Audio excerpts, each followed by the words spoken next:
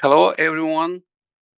Today we have a discussion, kind of a mini conference on security guarantees for Ukraine, objective models and challenges. My name is Igor Kotler, and I'm a part of the American Council for Justice and Conflict Resolution. As a vice president, we have our president here, and our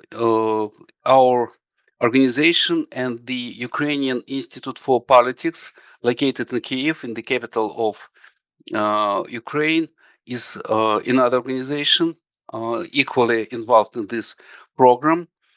We have several political scientists and historians from Ukraine, the United States, Europe, who are going to discuss our subject today, and we'll have some kind of a discussion after that. And I'm going to moderate today's session, and I would like every speaker to introduce himself or herself and to address our subject again about security guarantees for Ukraine. So the first presenter is Dr. Stephen Bronner. Steve, please. Okay, it's your time. All right. Well, first of all, thank you all for coming, and I'm sure we'll have a very lively conversation. I am president and executive director of the American Council for Justice and Conflict Resolution, and I'm also a Board of Governors distinguished professor emeritus of political science at Rutgers University. So, without further ado, let me begin in this way, because we've come together to speak about security for Ukraine, and I think we have to cut to the chase. There can be no security so long as Ukraine is at war. This is an oxymoron to try and bring those two together. The reality is that Ukraine lacks the resources for a mobilization surge or an ability to secure decisive gains in the future. At least this is the case from all that I've read. It's also the case that the UN has called for a ceasefire, which it often does, which it usually does, and which is, I think, woefully inadequate at the moment. We have to go further and deal with the situation as it stands now, not as it stood in 1921, in 1921-22. Ukraine can no longer count on the United States in the way it once did under President Biden. It's that simple. The U.S. has slashed sanctions on Russian oil exports. It's undermined Western solidarity by drawing away from Europe. Its own negotiations with Kiev and Moscow have been stalled since February, and it's unclear what form of settlement it actually wants. Europe is now in the position, moreover, where tensions exist between whether it's going to rearm itself or whether it's going to send arms to Ukraine. Ukraine has to deal with this, and I think it must take its fate into its hands. It can no longer simply assume that the Western world is going to come out in full support. But it seems to me, again, from what I've read, and perhaps Ruslan and Sergey know this better than I, fatigue hasn't translated into an organized demand for peace. And worse, there's no mechanism to legitimate a compromise. Given what Ukraine has been through, and it has to make clear on what it wants, and it has to legitimate that to its citizens. And I think the first way in which that can take place is through elections. The argument that elections can't take place in a time of war is, I think, completely misguided. It's precisely in times of war that elections should take place, because the sentiments of the citizenry need to be recorded. And in the election campaign that comes out, perhaps there'll finally be a point where the clarification of conditions on territorial concessions are delineated. This is one of the obviously the central problems that exist with regard to peace. And I want to say one thing quickly about that. It's not simply making the territorial concessions, it's having a criterion with which to make them. That is to say, the territorial concessions need to be made in terms that do not threaten the territorial integrity of what remains of Ukraine or its sovereignty. Now, it would also seem to me that there are three options that Ukraine has to be clear about, and it has to say what it wants. The first is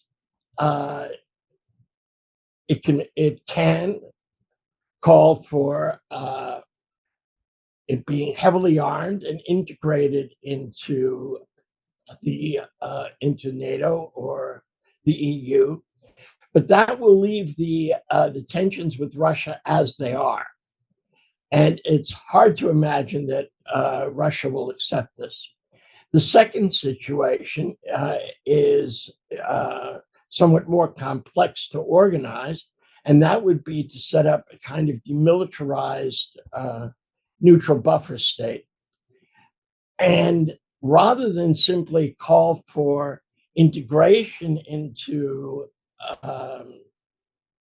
the EU or NATO, perhaps Ukraine can ask for some kind of auxiliary status or associational status, which will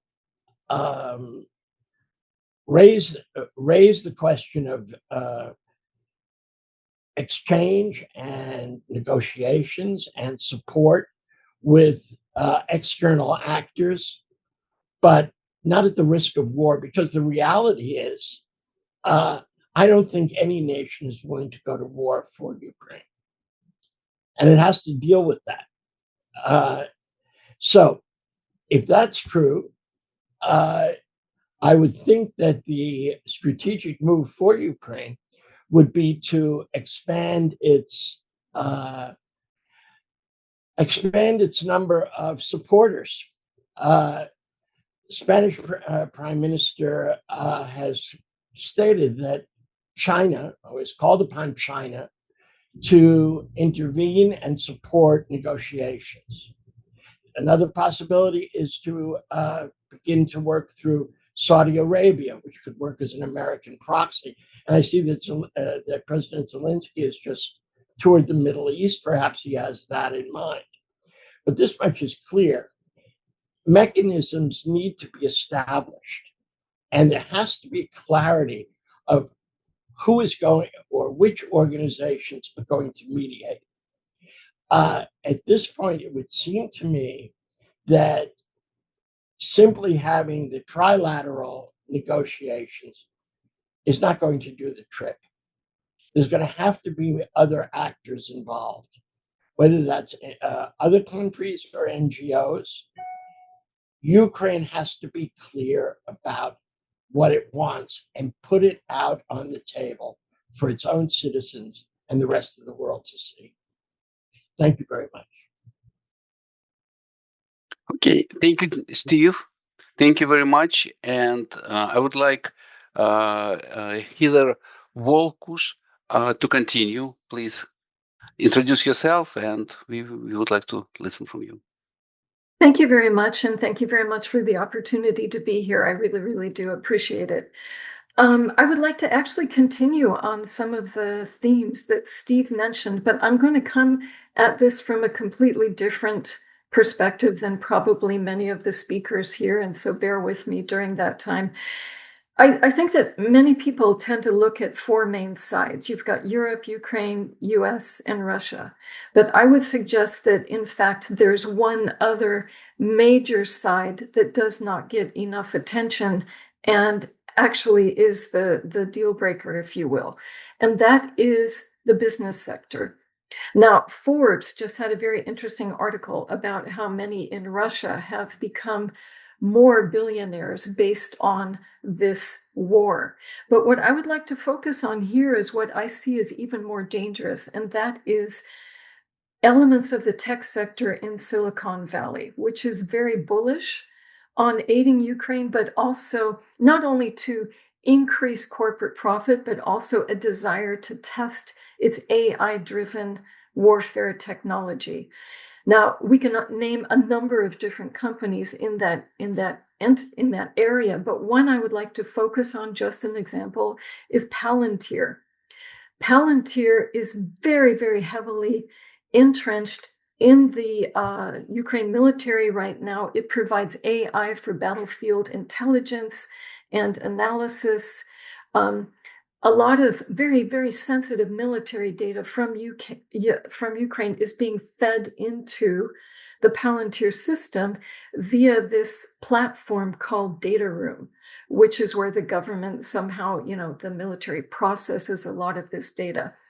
Now, this is an issue, especially considering that the individual who owns Palantir, this gentleman named Peter Thiel, he believes that the Antichrist, and he uses these words, the Antichrist values peace and security over science. He believes that tech should have no guardrails. And this is who's getting a lot of the sensitive data from Ukraine. And of course, Peter Thiel is also very heavily involved in many of the drone companies in Ukraine. Now, some would say, okay, well, this creates a strategic dependence because Ukraine's kill chain, its evidence management, demining plans are somehow attached to a private US firm. However, we have seen how that can backfire, for example, in terms of Musk and SpaceX and Starlink, and how these things can be taken back. And so this, I believe, is the new face of security guarantees. Before, it has been troops and treaties. We've got NATO's Article 5, we've got US bases, we've got the so-called nuclear umbrella. But to a very large extent, the treaties on paper are being supplemented, if not replaced, by code or by algorithms. Now, this actually is even more of concern when you consider the fact, even just this one company, Palantir, that now has all of this data on Ukraine, is doing very similar activities in Israel, in Taiwan, in the United States, of course, in Africa, in many countries. And so when we think of the four main sides as being national actors, I think it's very, very important to actually see in this day and age, actually you have other elements that are going to be around a lot longer than any of the politicians that we have now. And it's also significant to consider this one individual, Peter Thiel, of Palantir, in the 2022 midterms in the US, because many people are saying, oh, in the midterms, everything will change. Well, in the 2022 midterms, Thiel donated $35 million to right-wing Republican candidates, and 10 million alone to J.D. Vance. And so what we have coming up here is a whole new area of impact that we should be looking at in terms of this strategic element that's going on. Now, very briefly, I would also like to say 2 points. One is we need to look at the conflicts that are going on right now, this attack on Iran, for example. Now, of course, who has benefited from that? Well, Russia has benefited amazingly from that because the price of oil has increased, natural gas, fertilizers, helium, and aluminum, all of which, Russia can sell. And so Russia has made a lot of money. Now, of course, as Steve had indicated, Zelensky was just in Saudi Arabia because a lot of the drone technology is now being sold there. And so what we have is, some are saying now that the Iran the Iran attack is actually now becoming a proxy war between the Russia and Ukraine conflict. And then, of course, right now we have the election in Hungary, and the the new prime minister has just said that this 90 billion euros should go to Hungary, and now Germany just an hour ago signed a big deal with Zelensky for drones. So my point here in closing is that these are intersectional issues that go far beyond these four countries. And as far as looking at security guarantees, it is mandatory that we keep in mind the large tech elements that are going to stay and that do not want a peaceful solution to this conflict or to any conflict because they make money, and many of the individuals actually do not believe in peace. And finally, in my last 2 minutes, is when we think in terms of track to diplomacy and how can we actually come up with some kind of solution here. How can the people of Ukraine come up with some kind of solution? I would say it's absolutely critical to involve not only the individuals in Ukraine, as Steve was referring to, but also you've got millions and millions of people in the diaspora. And many of them actually have come up. I mean, the 6 million in the EU alone, and many of them have come up with NGOs or whatever that are actually doing the work of Track 2. And so it would be important to keep in mind that this is something that we need to reach a lot of individuals across the globe. I could talk for a lot longer, but I won't, and I thank you for the opportunity. Okay, thank you, Heather. But please introduce yourself because you immediately went to your. Oh, I'm sorry. I'm so excited to get to it. I'm originally from the United States. I've been based in Europe for many decades. I am a psychotherapist and an educator, and I'm very much involved in a number of NGOs and other entities dealing with, Ukrainian entities, both on a diaspora level and also in country. Thank you. Okay, thank you, Heather. Now, I would like to invite Uwe Optenhögel to continue our conversation. Uwe, please introduce yourself, and after that, it's yours. Yeah, the floor is yours. Thank you, Igor. As I said, I mean, there will be a couple of ideas I will put forward. Regarding introduction, I'm currently Vice President of the European Foundation for Progressive Studies, which is something like an umbrella organization of progressive think tanks and foundations in Europe, basically in the European Union, but we also have the Brits and the Norwegians with us, but basically EU. It's a publicly financed endeavor. Money comes from the European Parliament. And before that, I was for a long time with the German Friedrich Ebert Foundation. And I mean, I personally lived a very vagabond life. I lived 20 years outside of Germany, but in 8 different countries in the global south and the global north. So I always suppose that I'm not typical for a German position in any debate, but rather a European one, maybe. You'll see what I come up with. I mean, the first thing I wanted to underline is that what Stephen said, but basically what you came up with, Heather, that Palantir, private sector, the dimension this has reached, that is far from being discussed. in Europe or in Germany. Yeah? Hardly anybody thinks about that. If they think about security guarantees, the basic concern is, has there to be boots on the ground and German soldiers somewhere? I mean, that's the state the public discusses, yeah, and not what we are touching here already. So the politicians, I would say, in Europe, in Germany certainly, but I would say basically by and large in Europe, still struggle with something which I would call the twofold Zeitenwende. One first element of Zeitenwende was Russia's attack on Ukraine. And the second element of Zeitenwende, we were not prepared for that or not aware of it, that it would turn out to be like this, is Trump too. Because the United States changed sides from the most engaged defender of the global order to an enemy of the global order. Yeah, and de facto, I think Trump, in his mindset, and even in most of the things the administration is putting forward, is more aligned with Putin and with North Korea than with Germany or Sweden or Spain or some other country in Europe. And especially in Germany, it's very difficult for politicians, our traditional politicians, to accept that, because it's against the paradigm of the post-Second World War world order. Yeah? So I would say there is a real gap in between the mindset of the actors and the state reality is already in.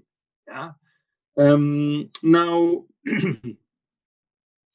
in Europe, and this is maybe an aspect that you might look into, I don't know to what extent you've done that already, regarding defense spending. We are undergoing tectonic shifts, yeah, because Germany takes so much money in its hand that already by 2028, the German defense budget will be higher than the one of Britain and France together. 3 years ago, it was about the same as France. Yeah? So Germany really, really invests, and it heavily invests in conventional stuff, yes, but also in space, for example, very ambitiously, with a lot of money, 35 billion to start with, yeah, with an ambition to have arms ready in space for whatever use. Yeah, this is it may sound good for somebody outside Europe, but if you put yourself in the position of a French, maybe not so much a Brit, but especially a French or some other countries, given the historic experiences other Europeans have made with Germany and our domestic situation with right-wing populists at 25% in the polls, I don't know if I would sleep well as a French citizen when I think about this, that Germany will be the biggest military force on the continent fairly soon. Yeah? So these tectonic shifts are in the back of the debate, security guarantees for Ukraine. Yeah. Then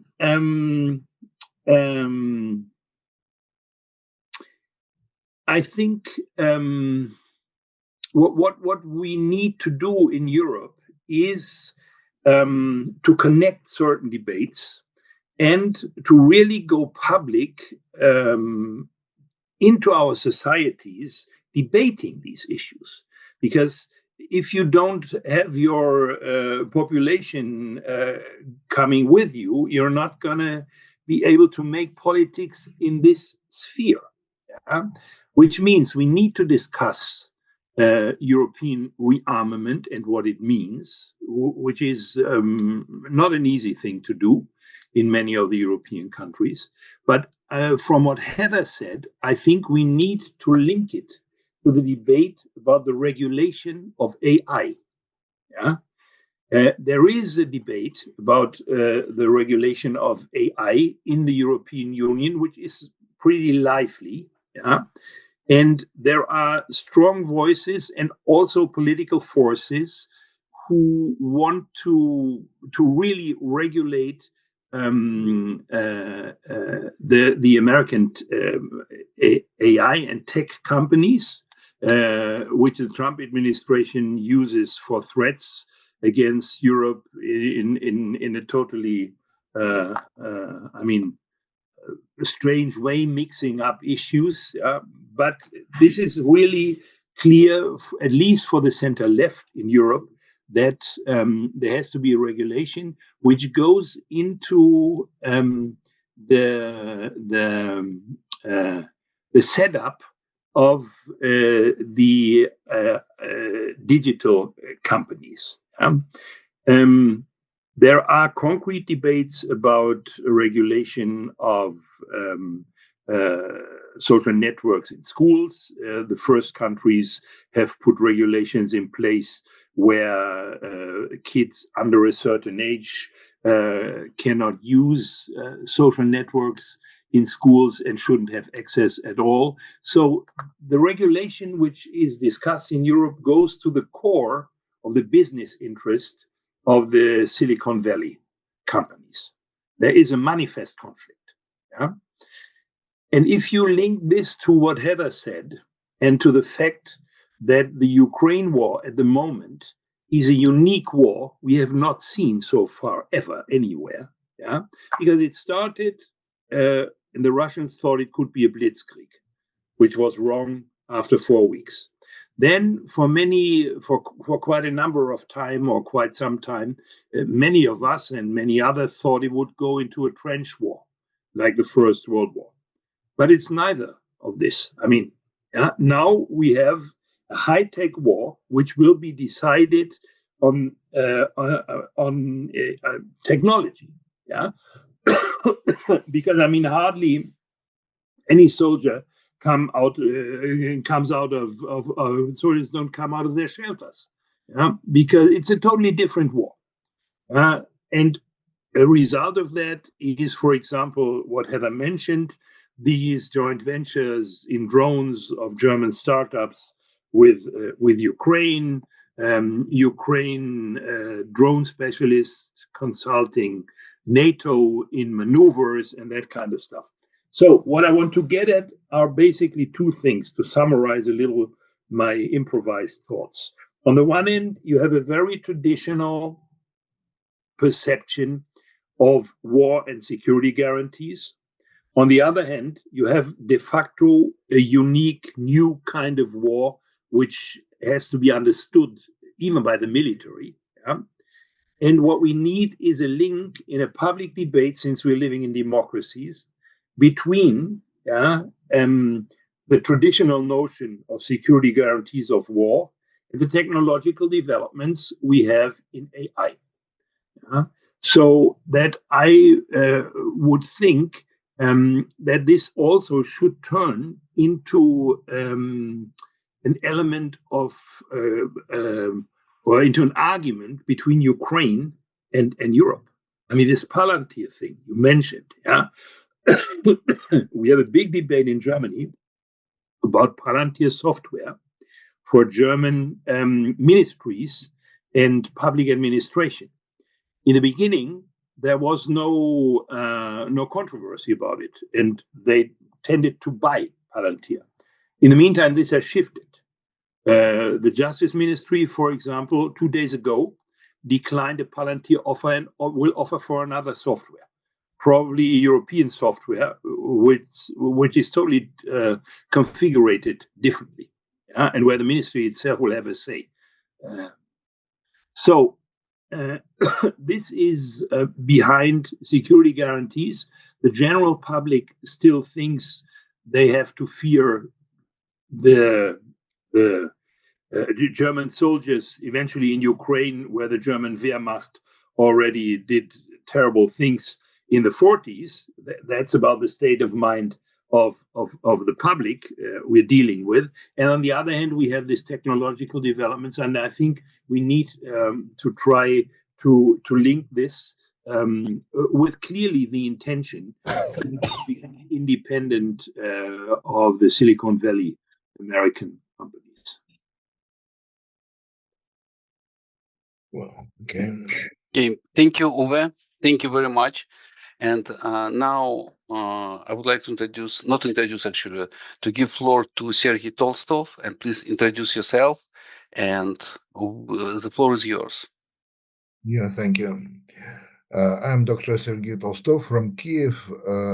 I cooperate with the Ukrainian Institute of Politics and also with the organization headed by Professor Stephen Bronner.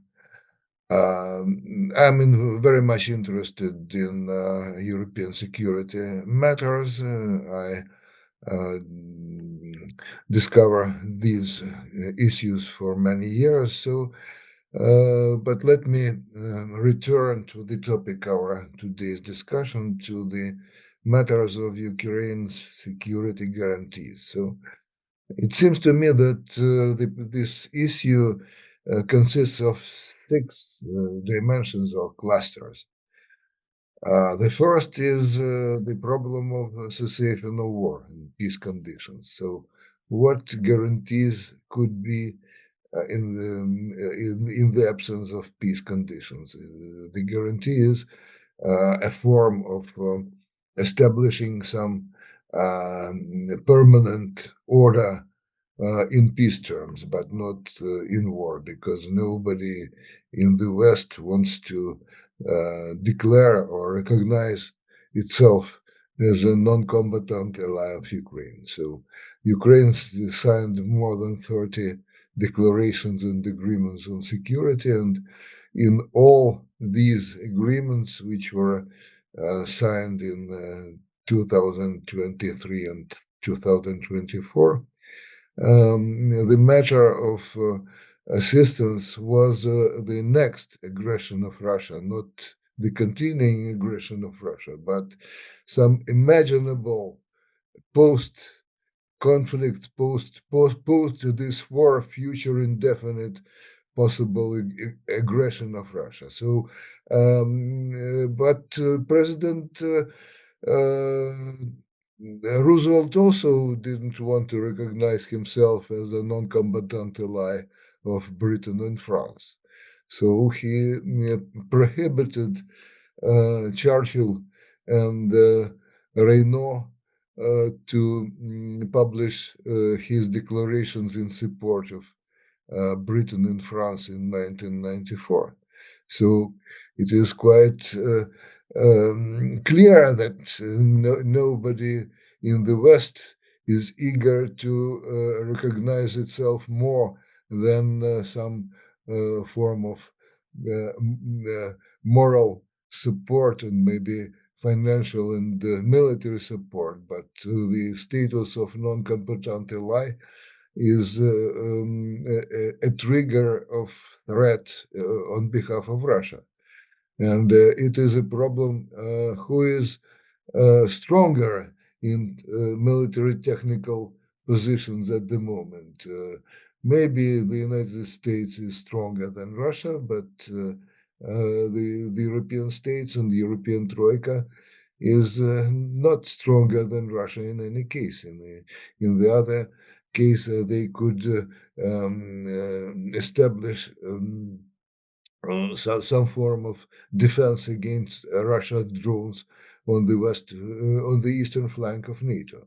The second dimension is the status of Ukrainian Russian division line or border or armistice line, as some form of division line in the conditions of cessation of active military actions and a form of territorial partition of Ukraine, because nobody expects that Ukraine can restore its territorial integrity at the moment, and it's quite clear that the result of war will be in some form will be implemented in some form of partition of Ukraine. So the problem is what to guarantee. You cannot guarantee the armistice line. What it is, as President Trump says, it's stupid. So there must be some form of peace agreement. So you must guarantee some stable situation between the two parts of the country, one of which is controlled by Ukraine and the other is controlled by Russia. So it is a contested a line of which divides contested territories.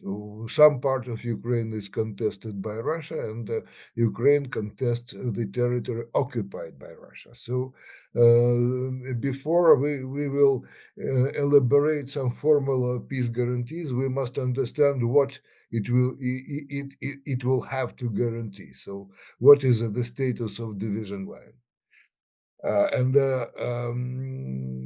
it seems to me that notwithstanding a lot of rounds of talks, of peace talks during 2025 and early 2026, and the last statement of President Zelensky from 1st April that the security guarantee, the text of prospective security guarantees agreement with the United States is concluded for 95%, and the text of security guarantee agreement with the European Troika is almost concluded, so nobody knows what they speak about. And I tested the artificial intelligence. They say that the last peace formula, which is available in internet space, is dated by May 2025. So I unfortunately I don't have escape of information on the text which was discussed between the Ukrainian and the American delegation since December 2025. The third issue is that guarantees of non-aggression, the guarantees are devoted to the issue of non-aggression on behalf of Russia, but not the security and sovereignty of Ukraine. So it is discussed as a form of military guarantees to the status which will be implemented in the peace agreement.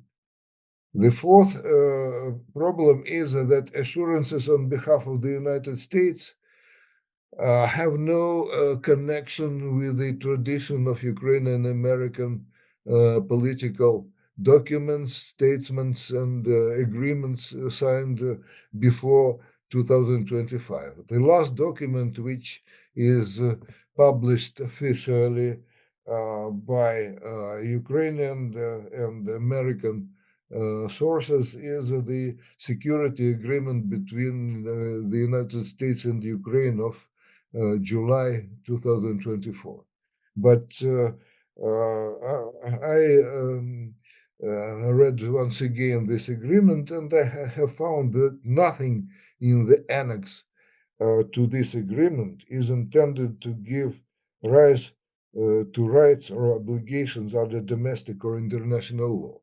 And the annex is stronger than the agreement itself, and the agreement itself has the single procedure formula that it will be implemented as a result of exchange of notes. And this implementation is covers only the Ukrainian text of the agreement because it was signed in English. So and establishes the priority of the English version of the agreement. So no procedure formula, no ratification, no obligations under domestic and international law. Speaking about the guarantees on behalf of the European states, which clearly, especially the European Troika, clearly desired to be participation of Ukraine peace talks. The statements of Macron, Starmer, and Merz clearly show that they are not eager to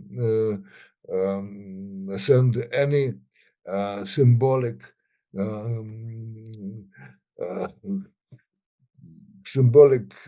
military establishments to Ukraine even after the ceasefire. So they are eager to declare some military presence, but they are not eager to cover Ukrainian territory by active military contingencies of the European states. Macron, who was the initiator of this formula, declared that he will settle French troops in Romania. If we speak about the future potential security guarantees for Ukraine, we must understand that this option refers to uneven future events, but not to some form of clearly negotiated text with some real obligations and conditions. The sixth dimension is who will approve the peace accord if it will be a result of trilateral negotiations between the United States, Russia, and Ukraine, as the American representatives of Trump's administration declared it, or it will be a result of approval of some peace accord at the international conference. So the option of international conference is much preferable because it will give some wide international audience and some wide international support. Sergey, Yes. you have just 1 more minute to finish. Yes, I'm finishing. So I covered almost all aspects, technical aspects, which I wanted to list during my presentation. So the situation is which was rather widely understood and widely discussed before March this year, seems even more uneven after the start of the Iran war, which became the first international crisis in the period of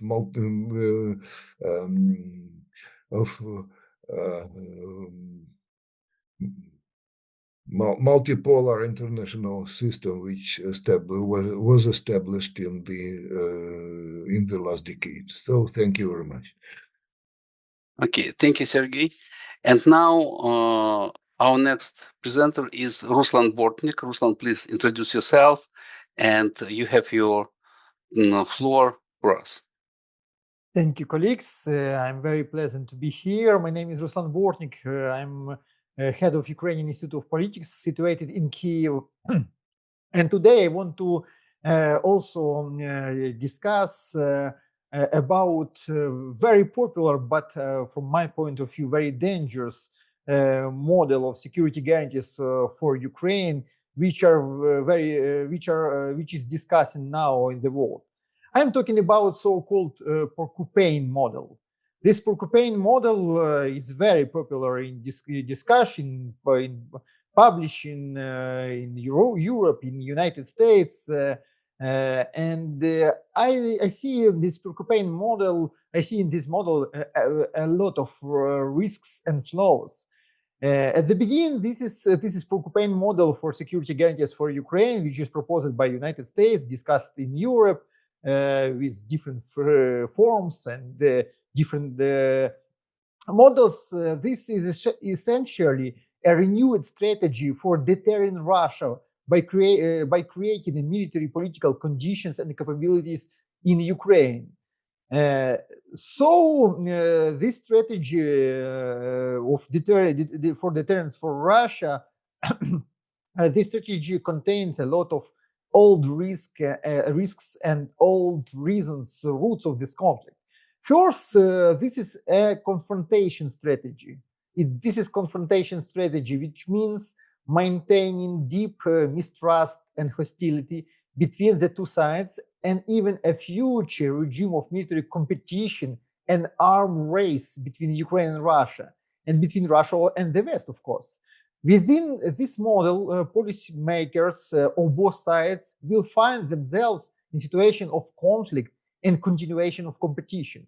Moreover, if one side believes it will win this arms race, this will give the way for a new war, since the causes and sources of the crisis remain unresolved.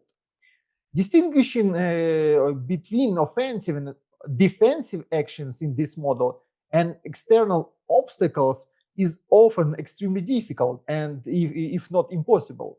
Finding a balance in military technical cooperation between the West and Ukraine is equally challenging, much less realizing the idea of deploying a Western contingent coalition of the civilian on Ukrainian territory, which Russia will not accept. And again, there are all new pretexts for a confrontation, a new war, with the risk of directly involving European Union and NATO states in this war. Secondly, this strategy will quickly become obsolete from a military technical perspective, because any fixed number of armed forces of unified army due to the rapid scientific and technological progress will soon cease to be relevant and an appropriate balance for both sides.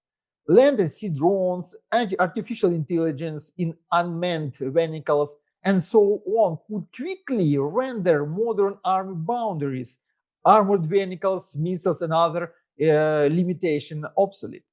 Third, this is a model of, how to say it, unilateral vector defense aimed exclusively against Russia and Belarus. But what if a security crisis with other countries emerges in Ukraine in some point, sometime in the future? There is no answer.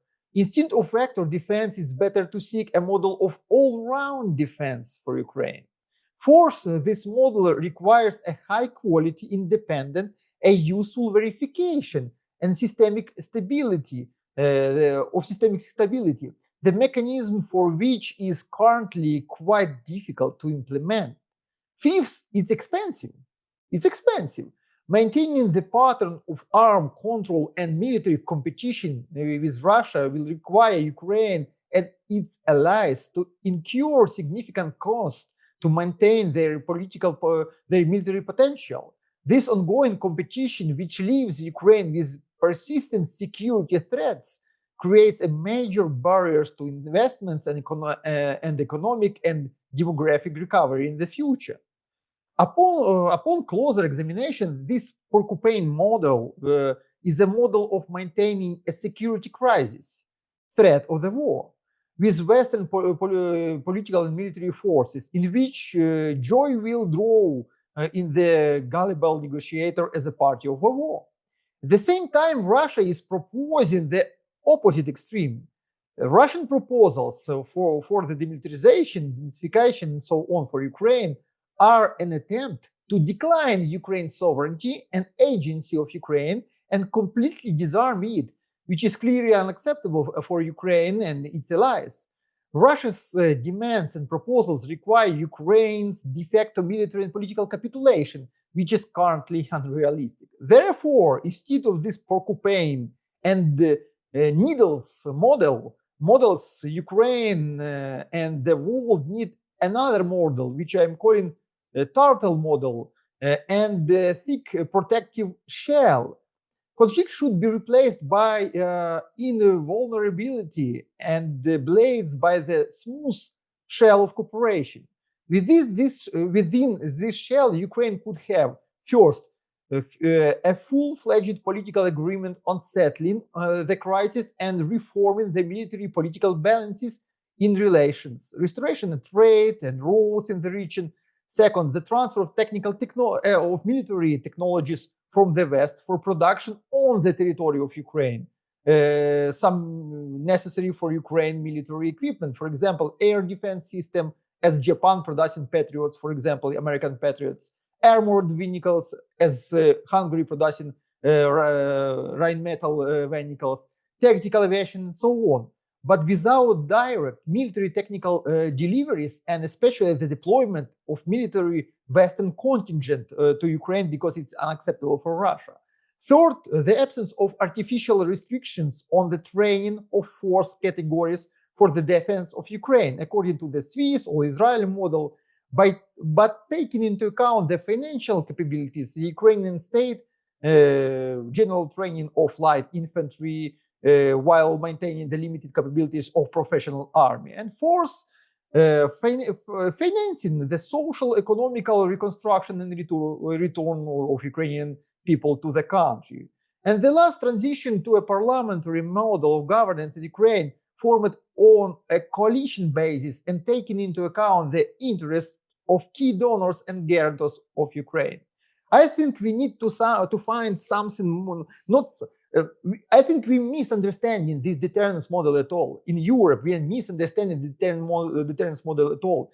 Because in European mindset nowadays, deterrence models is only about increasing the military capabilities.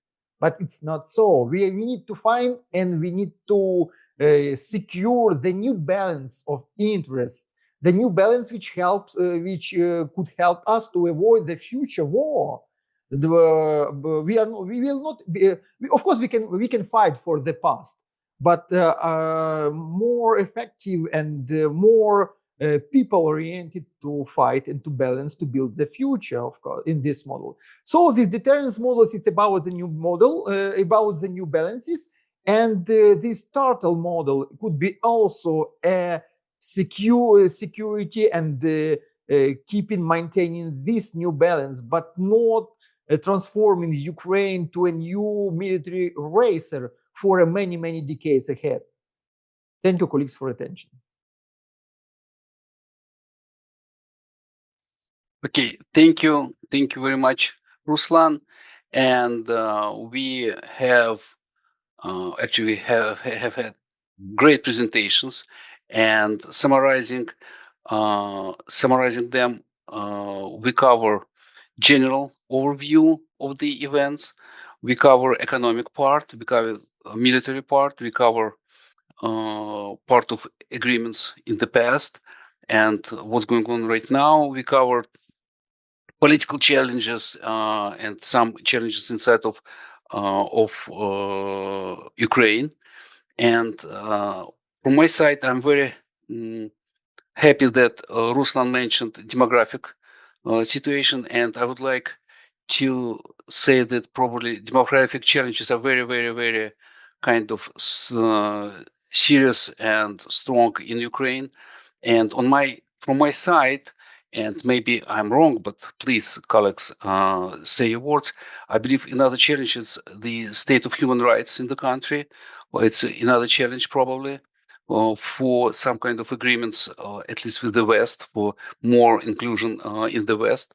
And now the floor is open for a round table. So we have a few minutes if you want to comment on your colleagues' presentations or give some new thoughts which probably have appeared during the presentations.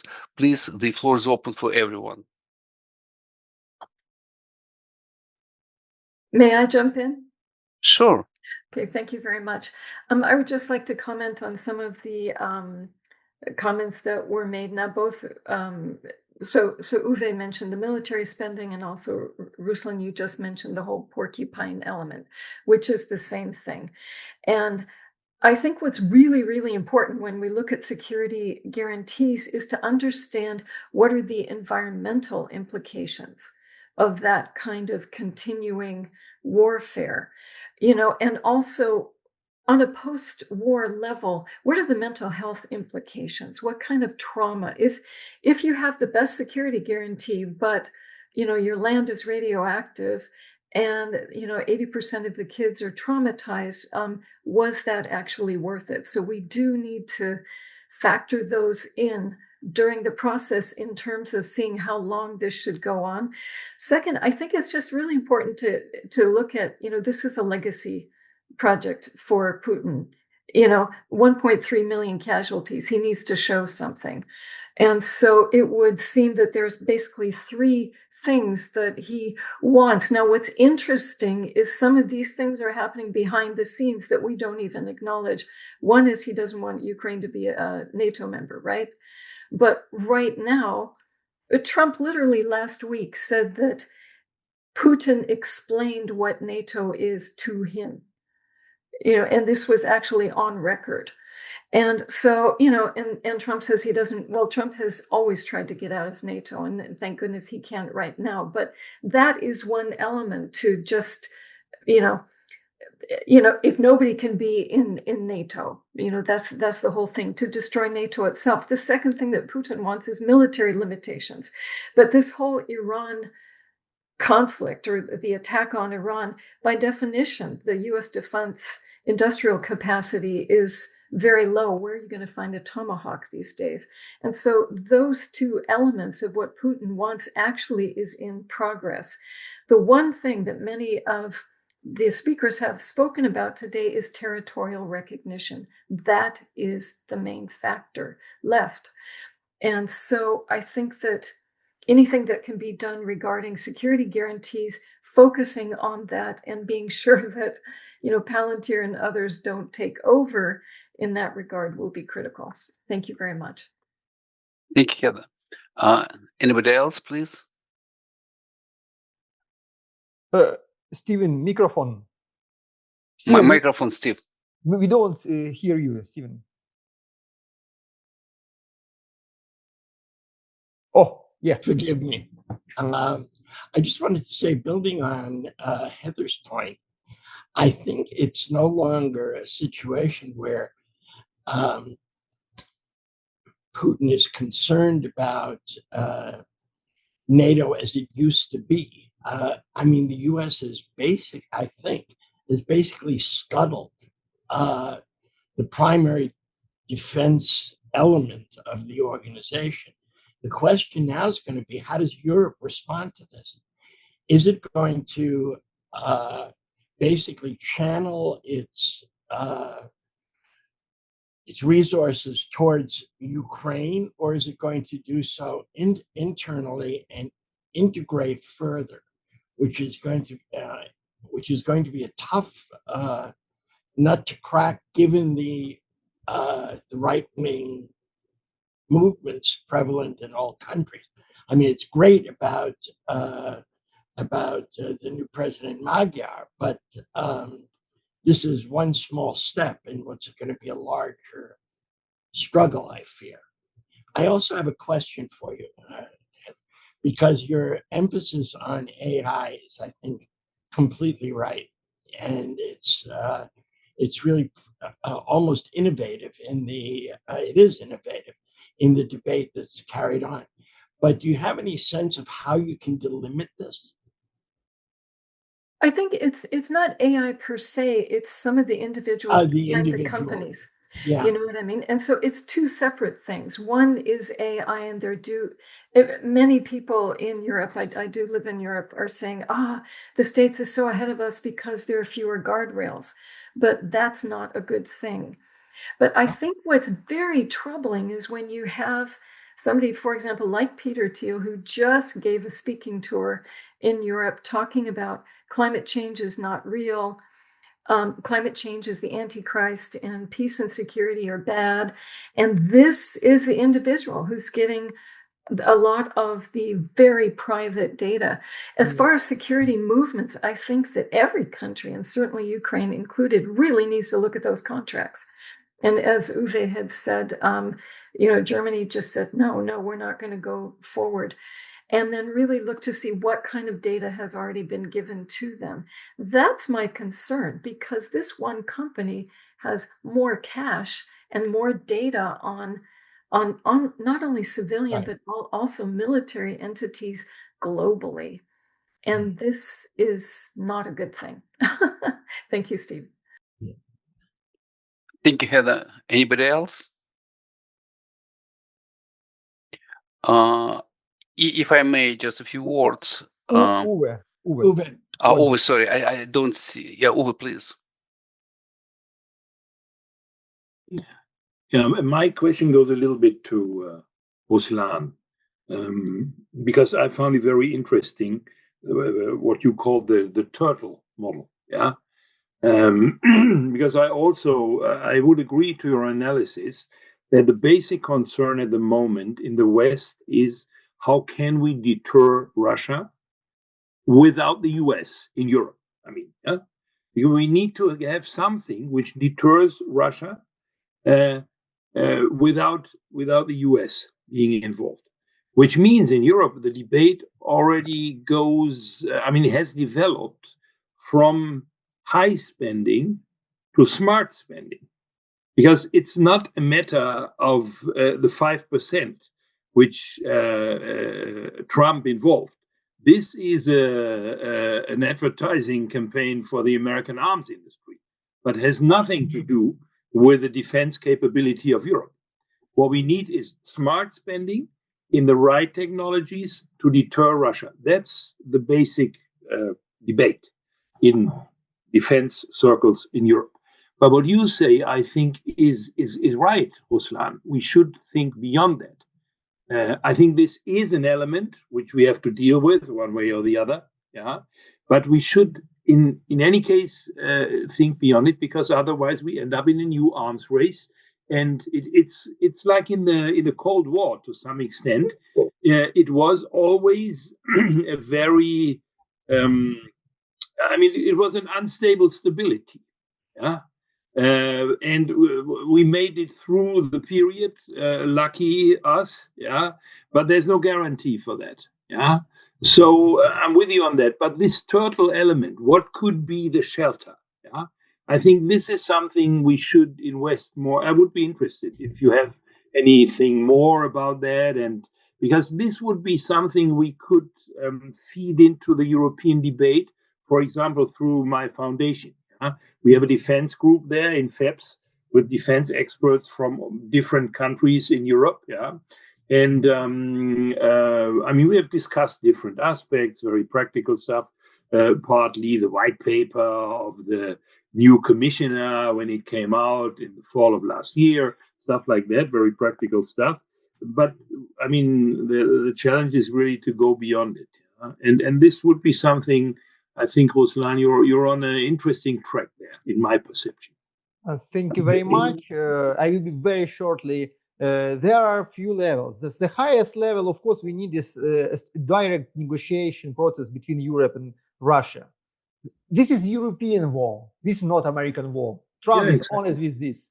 And we need maybe new Helsinki process, like it was in it's a highest levels. In the lower level, we need the model of the starting model of Ukraine when between Ukraine and Russia, the main roots of the conflict will be declined.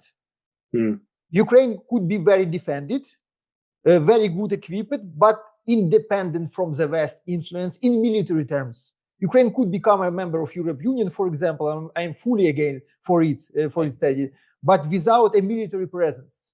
West could transfer to Ukraine some military technologies, which is very important for us. Anti-aircraft systems, something else, but not the military direct presence, which is very deterring Russia, which is fully unacceptable for Russia. It's a second level. A third internal of Ukrainian level, Igor said very right things about the internal balances of Ukraine, human rights, and so on. Ukraine also must be changed in internal terms after this war to be ready to accept this new balance, to build the more open system when the pro-peace party, majority of society, influence of state policy, which is absent now at all. So there are a few levels of doings, and I'm strictly against this pro-occupying strategy. I was arguing with Jennifer Kavana, who was one of the inventor of this model, because it's an arm race. And in the end of this arm race, in some time, West will be unstable again, and Russia will enter into Ukraine again, will start the new war with the new balances. It's not a solution for Ukraine, unfortunately. So, in short addition to the Heather words, Heather, I really believe that territorial issue is very artificial issue.